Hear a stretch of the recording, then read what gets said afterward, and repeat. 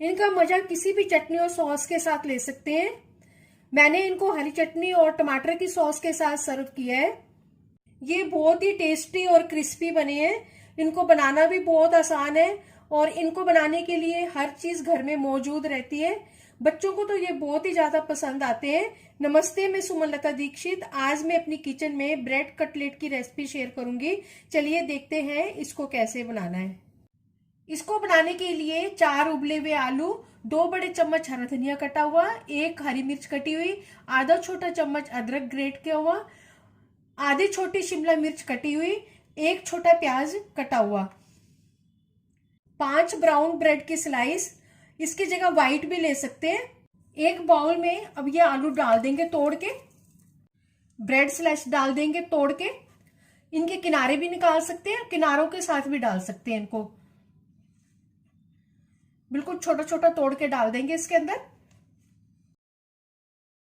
शिमला मिर्च डाल देंगे, हरा धनिया डाल देंगे, हरी मिर्च, अदरक, प्याज, स्वादानुसार नमक डाल देंगे, 1/4 चम्मच हल्दी, आधा छोटा चम्मच लाल मिर्च पाउडर, आधा छोटा चम्मच कश्मीरी लाल मिर्च पाउडर, 1/4 चम्मच गरम मसाला, आधा छोटा चम्मच अमचूर, 2 बड़े चम्मच कॉर्नफ्लोर।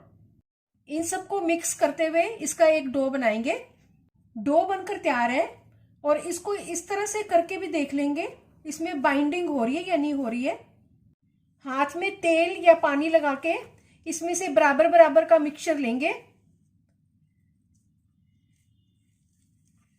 और एक बॉल की शेप देके उसको इस तरह से प्रेस कर देंगे। बड़ी छोटी जितने भी साइज की बनानी है बना सकते हैं।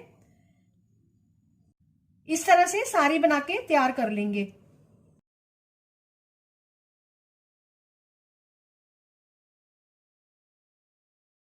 सबको बनाकर तैयार कर लिया है और अब इनको फ्राई करेंगे।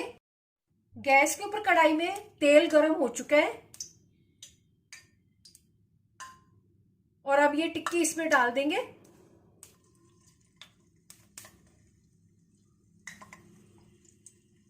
जितनी एक बारी में आ जाएंगी उतनी डाल देंगे।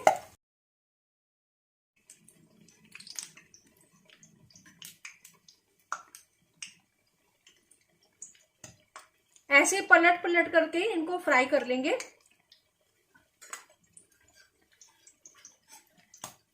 अगर आप मेरे चैनल पर पहली बार हैं तो इसे सब्सक्राइब कर देना, बेल को प्रेस कर देना, जिससे आपको मेरे आने वाली वीडियो की नोटिफिकेशन मिलेगी। और अगर आपको मेरी रेसिपी अच्छी लगती है तो इसे लाइक कर देना और ज्यादा से ज्यादा इसको शेयर कर देना और कमेंट सेक्शन में जरूर बताना ये रेसिपी आपको कैसी लगी।